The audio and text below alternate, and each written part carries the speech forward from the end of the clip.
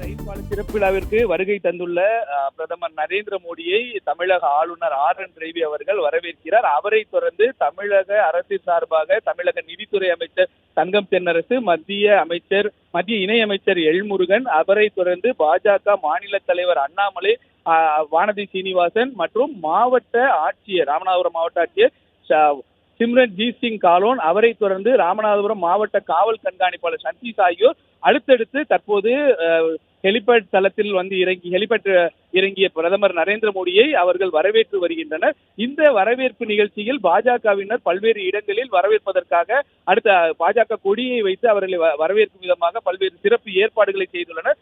தற்போது அந்த ஹெலிபேட் தளத்திற்கு 3 ஹெலிகாப்டர்கள் வந்துள்ளது. அதில் ஒரு ஹெலிகாப்டரில் பிரதமர் நரேந்திர மோடி பயணித்தார். எஞ்சிய 2 ஹெலிகாப்டரில் பாதுகாப்புத்துறை அதிகாரிகள் பயணித்தனர்.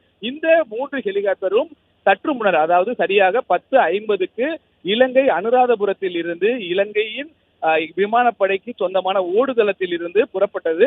இந்த விமானங்கள் அனைத்துமே ராணுவ ஹெலிகாப்டர்கள். இந்த ஹெலிகாப்டர் அனைத்தும் கடந்த 1ஆம் தேதி INS பருந்து கடற்படை தளத்தில் இருந்து பிரதமரை அழைத்து வருவதற்காக இலங்கை புறப்பட்டு சென்றது. இவை அனைத்துமே MI-17 என்று சொல்லக்கூடிய ரக அந்த ஹெலிகாப்டர், ராணுவ ஹெலிகாப்டர். இதில் தற்போது பலத்த பாதுகாப்பு ஏற்பாடுடன் பிரதமர் நரேந்திர மோடி மண்டபம் ஹெலிபேட் தளத்தில் இறங்கியுள்ளார்.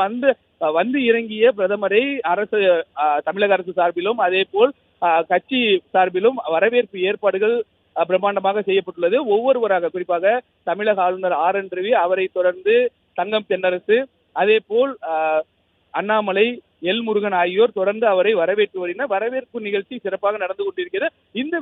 இந்த நிகழ்ச்சியின் போது பிரதமர் நரேந்திர மோடி தற்போது இலங்கை பயணம் குறித்தும், அதே போல் தற்போது இந்த பாம்பன் புதிய ரயில் பாலத்தை திறந்துவிட்டு ராமநவமியை ஒட்டி ராமேஸ்வரம் ராமநாதசாமி திருக்கோயிலில் இன்னும் சற்று நேரத்தில் சாமி தரிசனம் செய்ய இருக்கிறார். தற்போது மண்டபம் ஹெலிபேட் தளத்திற்கு வந்த பிரதமர் நரேந்திர மோடி இன்னும் சற்று நேரத்தில் அங்கிருந்து சாலை மார்க்கமாக புறப்படுகிறார். அவர் முதல் நிகழ்வாக பாம்பன் சாலை பாலத்தின் மையப்பகுதியில் அமைந்துள்ள அந்த தற்காலிக மேடையில் நின்றவாறு பாம்பன் கடலில் கட்டப்பட்டுள்ள ரூபாய் 550 கோடி மதிப்பீட்டில் கட்டப்பட்டுள்ள புதிய ரயில் பாலத்தை திறந்து வைக்கிறார்.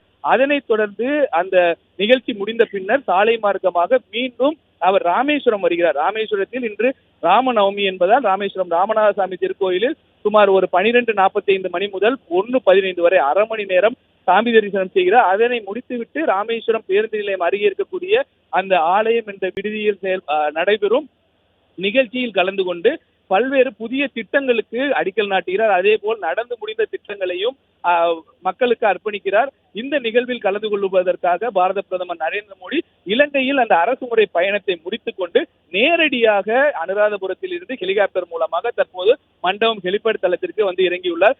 அந்த மண்டபம் வந்த பிரதமர் நரேந்திர மோடிக்கு விரிவான பாதுகாப்பு ஏற்பாடானது செய்யப்பட்டுள்ளது. குறிப்பாக பிரதமர் பயணிக்கும் அந்த வழி நடுவே 2 பகுதிகளிலுமே பல இடங்களில் வடக்கே பாக் ஜலசந்தி மற்றும் தெற்கே மன்னார் வளைகுடா ஆகிய கடல் பகுதி இருப்பதனால் அந்த கடல் பகுதிகளில் கண்காணிப்பு பணிகள் தீவிரப்படுத்தப்பட்டுள்ளது. குறிப்பாக மண்டபம் இந்திய கடலோர காவல்படைக்கு சொந்தமான மண்டபம் கேம்ப் பகுதியில் இருக்கக்கூடிய அந்த ஓவர்கிராஃப்ட் கப்பல்கள், அதே போல் ரோந்து கப்பல்கள் அந்த பகுதிகளில் கண்காணித்து வருகின்றன. அதே போல் INS பருந்து கடற்படை தளத்திற்கு சொந்தமான ஹெலிகாப்டர்களும் இந்திய இலங்கை சர்வதேச கடல் எல்லை பகுதியில் தீவிர கண்காணிப்பு பணியில் ஈடுபட்டு வருகின்றனர். மேலும் வரக்கூடிய பகுதிகள் அனைத்துமே உளவுத்துறை அதிகாரிகள் தொடர்ந்து கண்காணித்து வருகின்றனர். இந்த பிரதமரின் வருகை என்பது முழுமையாக இந்த புதிய ரயில் பால திறப்பு விழாவிற்காகவே அவர் வருகிறார். வரும் நிகழ்ச்சியின் போது அவருக்கு செய்யப்படக்கூடிய ஏற்பாடுகள் விரிவாக செய்யப்பட்டுள்ளது. அதே போல் அவர் புதிய பல திட்டங்களையும் இங்கிருந்து துவங்கி வைக்க இருக்கிறார். அதே போல் நடந்து முடிந்த, அதாவது 8300 கோடி மதிப்பீட்டில் புதிய திட்டங்கள் மற்றும் ஏற்கனவே அடிக்கல் நாட்டப்பட்டு பணிகள் முடிந்து நாட்டு மக்களுக்கு அர்ப்பணிக்கும் திட்டங்களையும் இங்கிருந்து தொடங்கி வைக்க இருக்கிறார்.